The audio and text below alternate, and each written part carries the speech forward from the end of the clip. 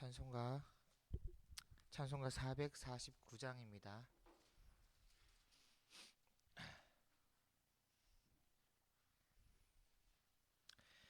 찬송가 449장. 예수 따라가며 우리 함께 찬송하겠습니다. 예수 따라가며 복음 순종하며 우리 행할 길 완하겠네. 주를 의지하며 순종하는 자를 주가 늘 함께 하시리라. 의지하고 순종하는 길은 예수 안에 즐겁고 복된 길이로다. 해를 당하거나 우리 고생할 때 주가 위로해 주시겠네. 주를 의지하며 순종하는 자를 주가 안위해 주시리라. 의지하고 순종하는 길은 예수 안에 즐겁고 복된 길이로다.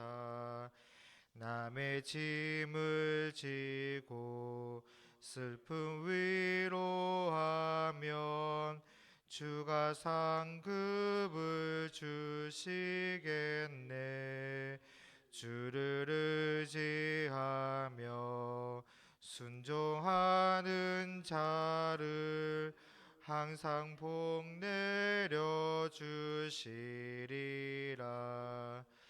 의지하고 순종하는 길은 예수 안에 즐겁고 복된 길이로다. 우리 받은 것을 주께 다 드리면 우리 기쁨이 넘치겠네. 주를 의지하며 순종하는 자를 은혜 풍성케 하시리라. 의지하고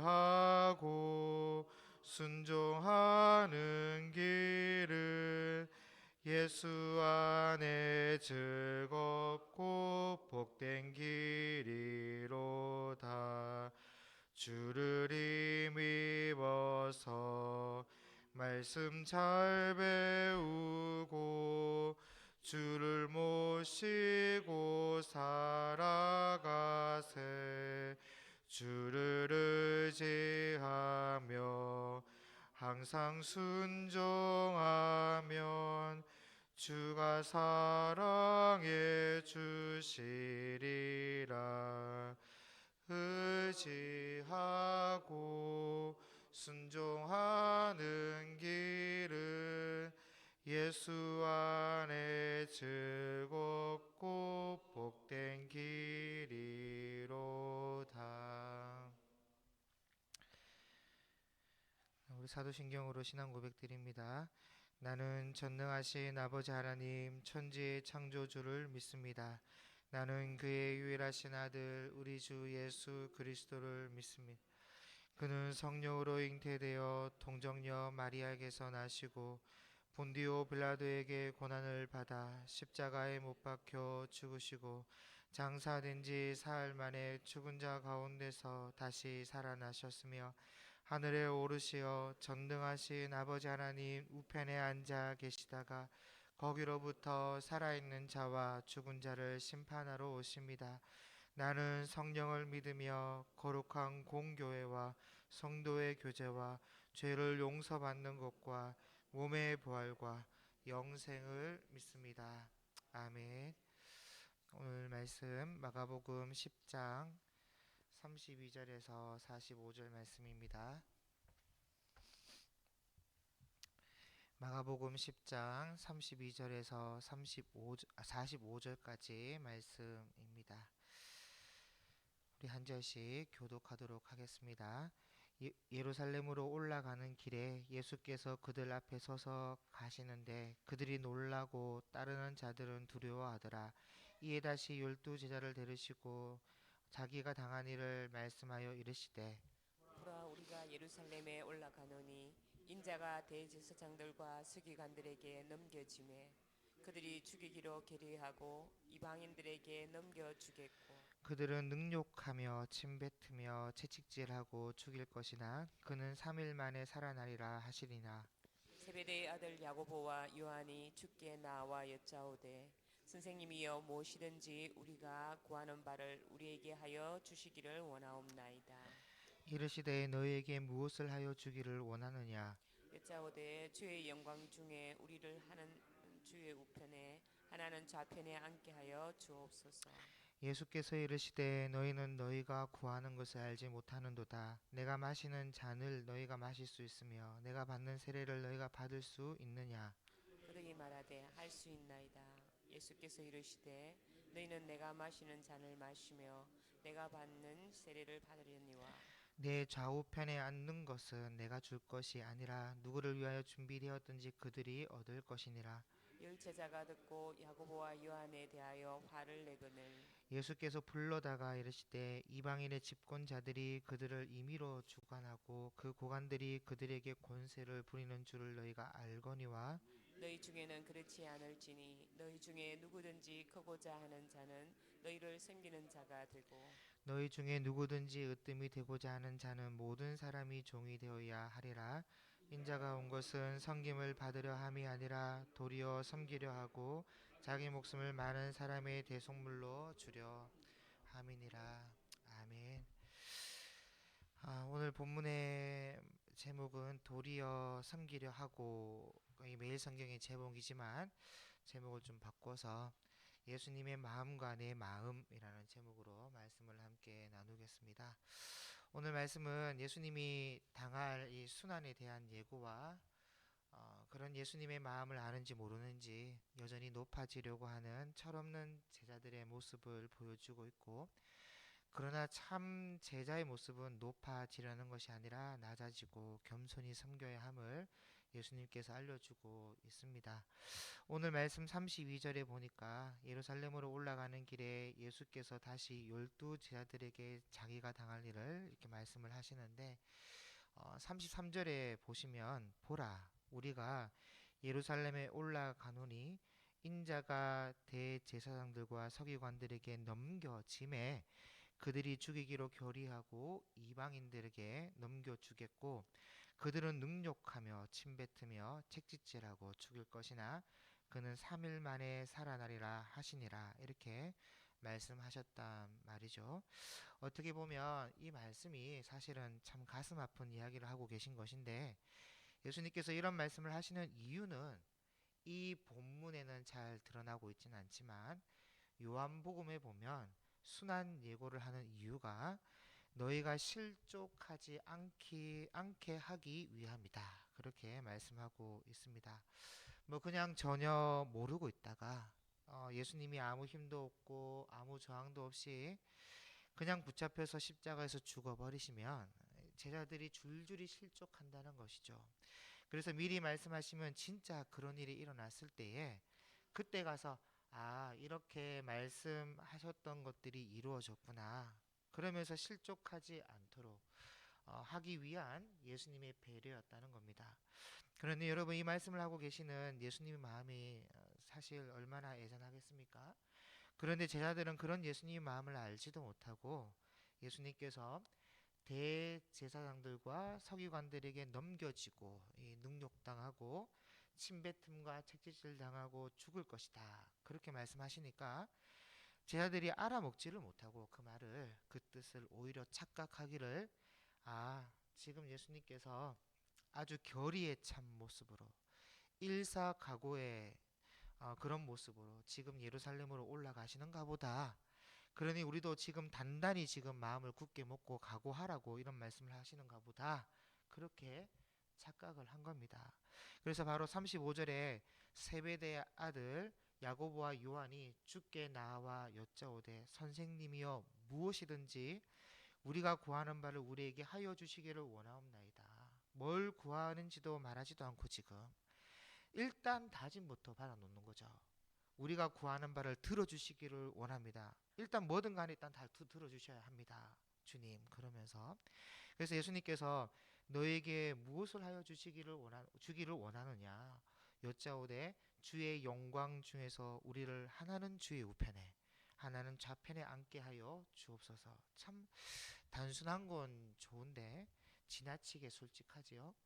지금 12명이 같이 예수님을 따라다니며 지금 같이 있는데 이 세베대 아들 두 명이 먼저 선수를 치면서 예수님의 좌편과 우편을 달라는 겁니다. 그러니까 이게 무슨 말이냐면 지금 예수님께서 자신이 당할 그 고난을 예고하니까 제자들이 그걸 오해를 하고 있는 겁니다. 지금 비단 야고보와 요한만 오해를 한 것이 아니라 모든 제자들이 다 오해를 하고 있어요. 어떤 오해냐?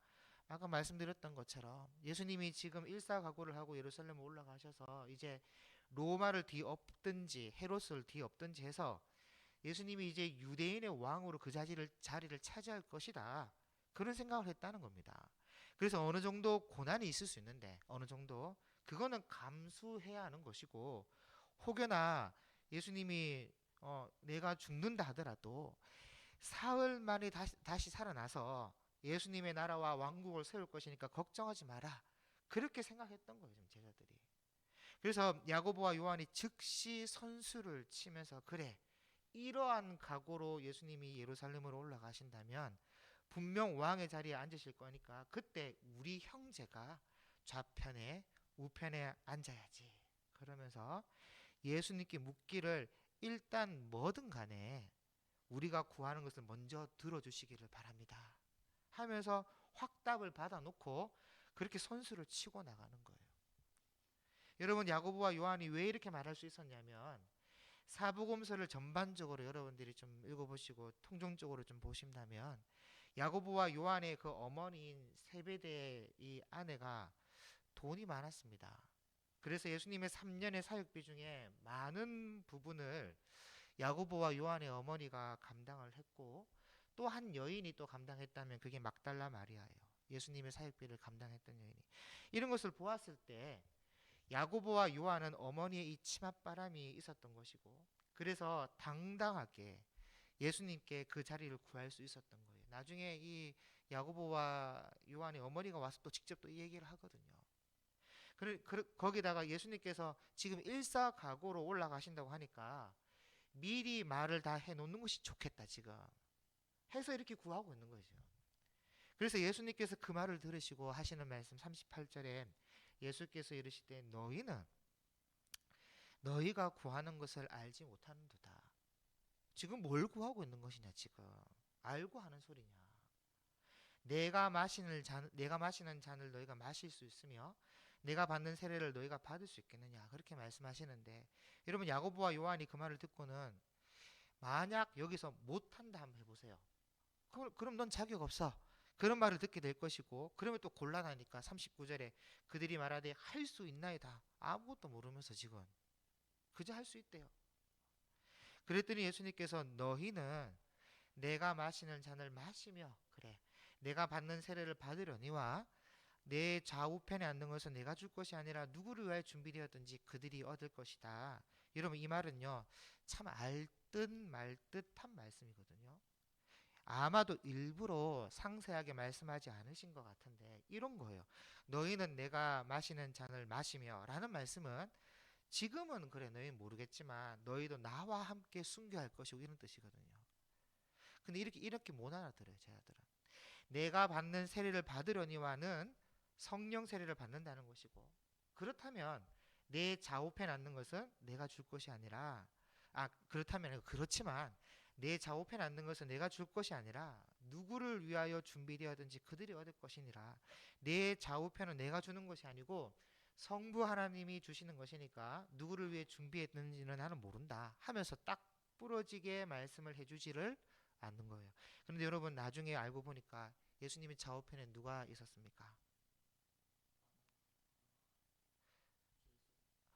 네, 바나바는 아니었습니다. 풀려났죠. 바라바는 풀려난 강도들이 올라가 있었죠. 강도들. 여러분 물론 십자가의 상이 아니라 진짜 예수님의 보호자 좌우편에 누군가를 앉는다 뭐 그런 말일 수도 있겠지만 사실 성경적으로 아무리 성경을 여러분 읽어봐도 예수님께서 보호자에 앉아 있는 경우를 못 봤습니다. 있다면 성부 하나님의 우편에 앉아 계셨다 이런 말씀이 있어요. 성부 하나님의 우편에 서 계신 예수님, 앉아 계신 모습, 이런 모습이 나오지. 예수님의 중앙 큰 보좌에 앉아가지고 좌우편에 어떤 제자들을 앉힌다 그런 말씀 다 하나도 없어요. 오히려 예수님께서 이렇게 말씀하시죠. 인자가 권능의 우편에 앉아 있는 곳과 하늘 구름을 타고 오는 것을 너희가 보리라. 라는 말씀이나 또 예수님께서 그 잡혀가가지고 대제사장과 바리새인들 앞에서 신문당할 때 이제부터는 인자가 하나님의 권능의 우편에 앉아 있으리라 그렇게 말씀하셨어요. 한 보좌의 중앙에 양옆에 제자를 앉히는 그런 거 없습니다. 그러니까 내 좌우편에 앉는 것은 내가 줄 것이 아니라 누구를 위해 준비되었든지 그들이 얻을 것이니라. 이 말씀은 자신의 고난과 그 죽음의 자리에 계실 때, 십자가에 달려 계실 때 그 좌우편에 누군가가 함께 죽을 것을 빗대어 말씀하신 거예요. 이게. 그리고 실제로 예수님 좌우편에 있었던 사람들은 강도들이었습니다. 그런데 여러분 참 웃긴 것은 이런 사실을 전혀 모른 채 제자들이 41절에 10제자가 듣고요. 나머지 10명도 야고보와 요한에 대해 화를 내거늘. 그러니까 똑같죠. 다 똑같아요. 다 똑같아. 뭐 선수를 빼앗겼을 뿐이지 똑같지 않습니까? 그래서 예수님께서 또 불러다가 이러시는데요. 이방인의 집권자들이 그들을 임의로 주관하고 그 고관들이 그들에게 권세를 부리는 줄을 너희가 알지 않느냐. 알거니와 너희 중에서는 그렇게 하면 안 돼. 너희 중에 누구든지 크고자 하는 자는 너희를 섬기는 자가 되고 너희 중에 누구든지 으뜸이 되고자 하는 자는 모든 사람의 종이 되어야 하리라. 인자가 온 것은 섬김을 받으려 함이 아니라 도리어 섬기려 하고 자기 목숨을 많은 사람의 대속물로 주려 함이니라. 자, 여러분 이 이야기는요. 이 본문에서만 끝날 문제가 아니라 복음서에 끝없이 흐르고 있는 문제입니다. 제자들은 맨날 누가 주의 우편에 앉을까 좌편에 앉을까 그러고 있고 예수님은 맨날 섬기는 자가 되어야 되고 끝에 앉아야 되고 종이 되어야 하고 계속해서 예수님과 제자들하고 서로 안 맞는 거예요. 지금 3년이나 됐는데 아직도 예수님의 가르침과 제자들이 원하는 바가 다르다는 거예요. 지금 이게. 그럼 오늘 우리는 같은가? 여러분 오늘날 예수님의 가르침과 우리가 원하는 바가 같다고 여러분 생각하십니까? 수많은 그리스도인들이 있고 수많은 예배와 수많은 찬양과 수많은 기도가 있지만 과연 그 예배와 찬양과 기도가 예수님의 가르침과 동일하게 흘러가고 있다고 여러분 생각하십니까? 한번 깊이 생각해 봐야 될 문제가 아닌가. 40대의 젊은 목회자가 봐도 아닌 게 너무 많고 너무 선명하게 보이는데 여러분들은 어떻게 보이십니까? 그래서 여러분 오늘 본문에서 꼭 살펴봐야 될 것은 뭐 예수님이 말씀하신 대로 그래 크고자 하는 자는 섬기는 사람이 되어야 되고 으뜸이 되고자 하는 종이 되어야 되고 왜냐하면 예수님조차도 섬김을 받기보다 섬기러 위에 오셨기 때문에 우리도 그렇게 되지 않겠느냐 이런 결론은 여러분 이런 또 매일 성경의 제목 따른 이런 결론들을 여러분 많이 들어보셨지 않습니까? 다 아는 결론 아니에요 이거? 물론 실천의 문제는 또 다른 문제지만 그런데 오늘만큼은 적어도 오늘 본문에서 우리가 신중하게 생각해 봐야 될 문제는 제자들이 예수님의 가르침을 전혀 깨닫지 못하고 있다는 것이고 오히려 오해하고 있고 예수님의 마음과 그 뜻을 전혀 이해하지 못하고 있으며 오히려 자신이 원하는 바 자신의 소원을 예수님을 통해 얻기를 원하고 있다는 거예요. 일단 확답부터 받자 이러면서 그러니까 예수님의 뜻과 제자들의 뜻이 달랐다는 거예요. 그것도 3년 동안 쫓아다니며 먹고 마시고 함께 잠자고 하면서 배운 제자들이 예수님의 뜻을 모를 뿐 아니라 예수님의 뜻과 달랐다는 거예요. 그러므로 오늘 우리도 신앙생활이 20년이 되었든 30년이 되었든 간에 오랫동안 신앙생활 했다는 것이 중요한 문제가 아니라 지금 현재 이 자리에 나와 예배드리고 찬양하고 기도하고 있는 저와 여러분의 모습이 과연 하나님의 뜻과 합한 모습인가? 내 속에 담겨있는 진짜 소원과 이루고자 하는 내 뜻이 과연 예수님의 가르침과 성경의 가르침과 동일하게 흘러가고 있는가? 정말 우리의 예배와 찬양과 기도가 하나님의 뜻과 맞다고 자신할 수 있는가? 교회가 추진하고 전하고 가르치고 나아가는 방향과 말씀이 정말 예수님이 원하시는 뜻과 같은 방향인가? 여러분 자신할 수 있냐고요?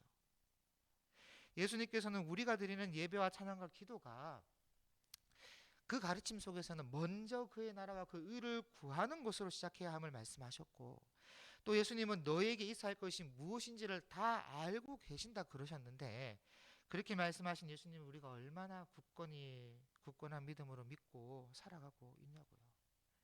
오늘 예수님께서 너희 중에 누구든지 크고자 하는 자는 너희를 섬기는 자가 되어야 하고, 너희 중에 으뜸이 되고자 하는 자는 모든 사람의 종이 되어야 한다 말씀하셨는데, 정말 그 뜻대로 말씀을 지키면서 예배드리고 찬양하고 기도하면서 소위 말하는 신앙생활이라는 것을 그렇게 하고 있냐는 겁니다. 저 같은 앞선자부터 그저 내 욕심 채우고 교회의 욕심을 채우고 있는 것이 아닌가. 여러분 그렇다면요, 우리가 드리는 예배와 찬양과 기도는 죄송하지만 하나님의 뜻과 맞지 않는 겁니다. 20년 30년 흘러도 맞지 않는 건 맞지 않는 거예요.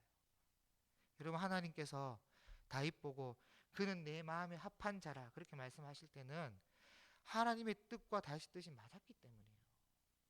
뜻이 맞지 않으면 내 마음에 합한 자라고 말할, 절대로 그런 말은 못 들어요. 그러므로 오늘 우리 자신을 한번 돌아보면서 이 말씀을 듣고 있는 귀 있는 자는 하나님의 뜻과 내 뜻을 일치시켜 나갈 수 있었으면 좋겠습니다.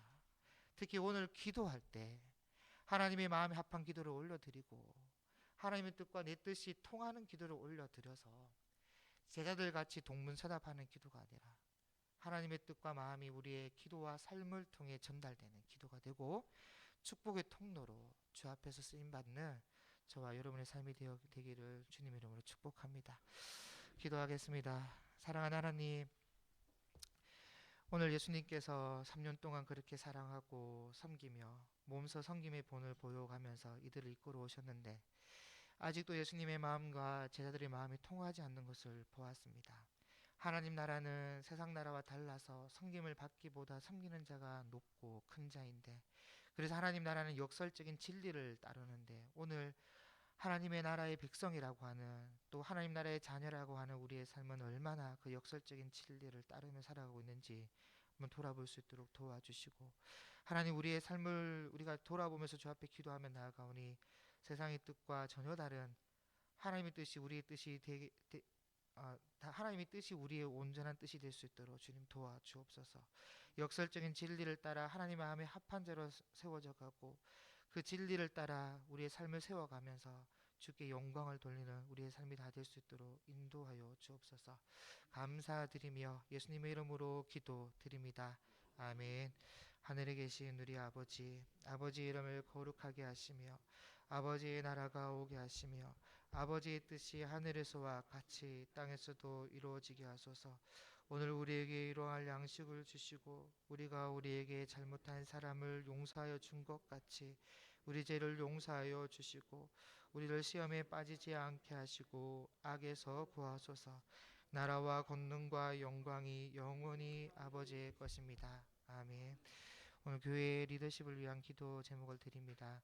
교회를 이끌어 가시는 담임 목사님과 부교육자들이 성령으로 충만하고 영육 간에 강건할 수 있도록 기도해 주시고, 예배 선교 양육 훈련 교제의 기둥을 든든히 세워 주님이 바라시는 건강한 교회가 될 수 있도록 기도해 주시고, 교육자와 당회원 중직이 한마음 한뜻이 되어 성령이 하나 되게 하심을 힘써 지키는 교회가 되며 주일학교 교사들과 청년 리더십들이 말씀 사랑과 영혼 사랑으로 무장될 수 있도록 기도해 주시기 바랍니다. 다음 세대를 세우는 교육자와 교사들이 성령 충만케 하시고 목자의 심정을 부어주셔서 생명을 살리는 귀한 색을 잘 감당할 수 있도록, 또 다음 세대를 위한 G2G 비전센터의 꿈이 구체화될 수 있도록 이것을 두고 함께 기도하시고 난 다음에 개인적 기도하시고 돌아가시기 바라며 기도하겠습니다.